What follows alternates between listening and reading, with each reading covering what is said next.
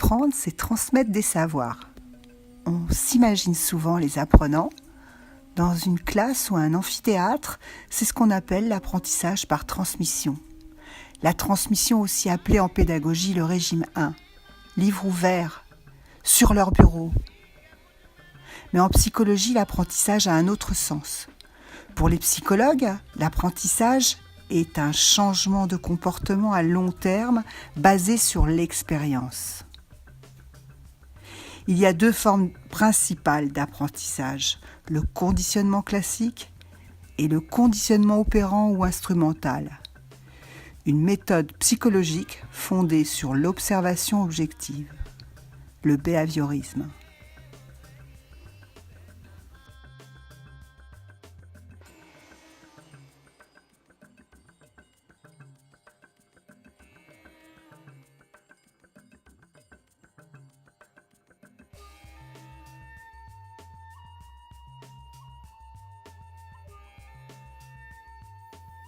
Vous vous souvenez comment on a découvert le conditionnement classique avec les animaux?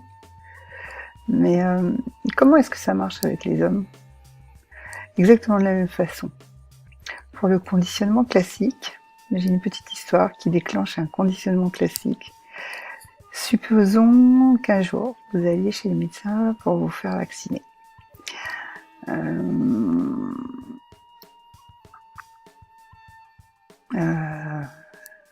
Si le médecin vous dit « ne vous inquiétez pas, ça ne fait pas mal » et il vous fait la piqûre la plus douloureuse de votre vie. Quelques semaines après, vous allez chez le dentiste pour une visite de contrôle. Il veut mettre un miroir dans votre bouche pour examiner vos dents et il vous dit « ne vous inquiétez pas, ça ne fait pas mal ». Eh bien, si vous savez que le miroir ne va pas vous faire mal, vous sortez quand même du fauteuil et sortez du cabinet du dentiste en courant.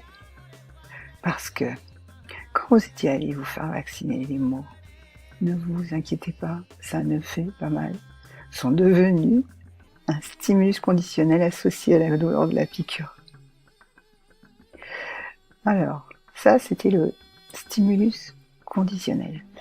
Mais il y avait, rappelez-vous, une évolution avec Skinner, parce que le conditionnel c'était Pavlov. Mais celui qui est inconditionnel, suivi de votre réponse conditionnelle, de Descartes, Pierre Delat, c'est le conditionnement classique en action.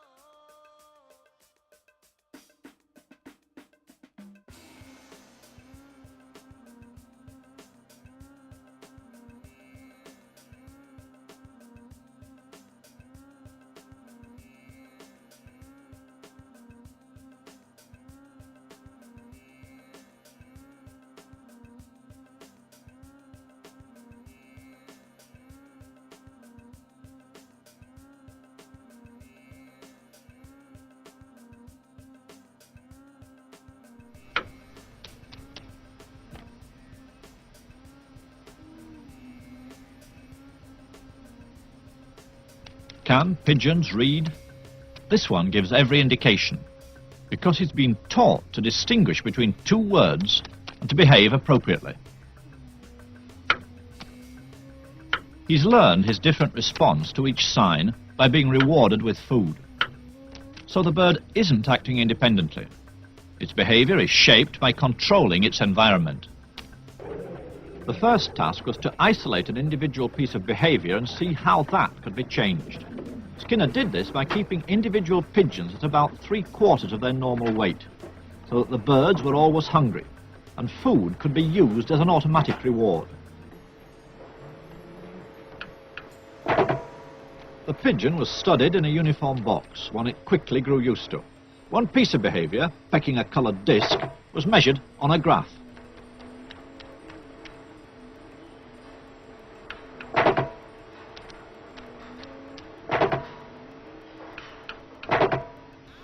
The pigeon learned that pecking the disc produced a reward. Then the behaviour of pecking could be studied in relation to how often that reward was offered, or in Skinner's terms, what was the schedule of reinforcement.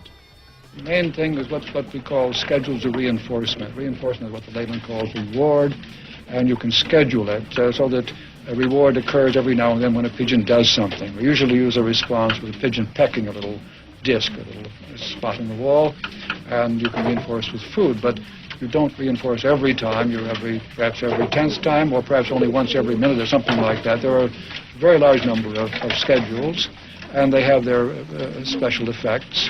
And there is a good example of how you can move from the pigeon to the human case, because one of the schedules which is very effective with rats or pigeons is what we call the variable ratio schedule, and that is at the heart of all gambling devices, and has the same effect.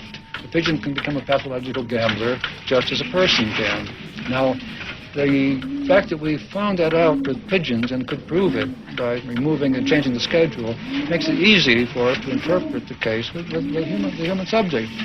We don't say that the human subject gambles to punish himself, as the Freudians might say, or gambles because he feels excited when he does so. Nothing of the sort. People gamble because of the schedule of the reinforcement that follows, and this is true of all gambling systems. They all have variable ratios built into them.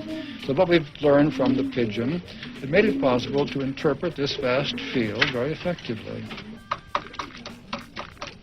Where does that leave free will? Because we all think we have a choice whether to do things or not to do things. Yes. Well, you see, it leaves it in the position of a fiction. We have assumed somehow or other that these internal states, feelings, and so on, have initiated something. They have started something. They have created. We have done something in a voluntary way. We have willed to act. If you now look at the actual history, we find that there are external reasons why this has happened. In other words, by discovering the causes of behavior, we can dispose of the imagined internal cause. We dispose of free will as an American divine of the 18th century, Jonathan Edwards, did. He said, we believe in free will because we know about our behavior, but not about its causes. And of course, it's the object of a science of behavior to discover causes. And once you have found those causes, there is less you need to attribute to an internal act of will, and eventually, I think you need to attribute nothing to it.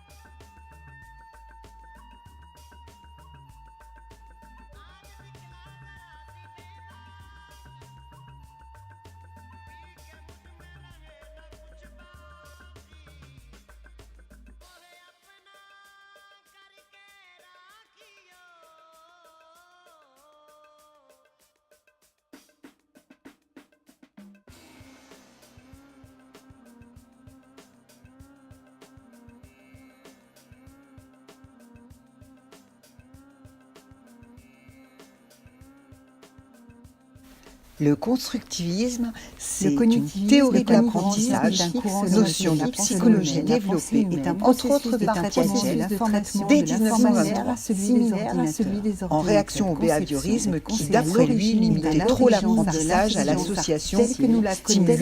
Le constructivisme, c'est une théorie de l'apprentissage, met en avant l'activité psychologique développée, construire une représentation de la réalité qui l'entoure. En réaction au behaviorisme qui, d'après lui, limitait trop l'apprentissage à l'association ne sont pas simples copies, entre guillemets, le constructivisme de la réalité, mais met en avant l'activité du sujet pour reconstruction de une représentation de la réalité. Le constructivisme s'attache à étudier les mécanismes et processus permettant la construction de la réalité, que les connaissances de chaque sujet à partir ne sont pas simples copies, entre guillemets, de la réalité, mais constamment renouvelée. Entre guillemets, reconstruction de celle-ci. À partir des représentations, s'attache à étudier les mécanismes d'événements passés permettant la construction de la réalité, a d'ores et déjà chez les sujets emmagasinés dans d'éléments déjà intégrés.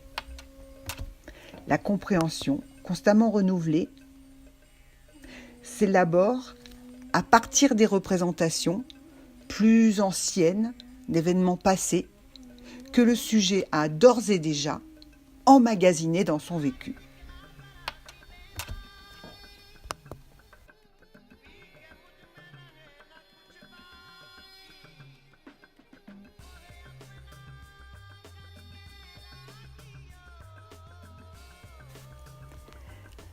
Le cognitivisme est un courant scientifique selon lequel la pensée humaine est un processus de traitement de l'information similaire à celui des ordinateurs. Cette conception est à l'origine de l'intelligence artificielle telle que nous la connaissons aujourd'hui.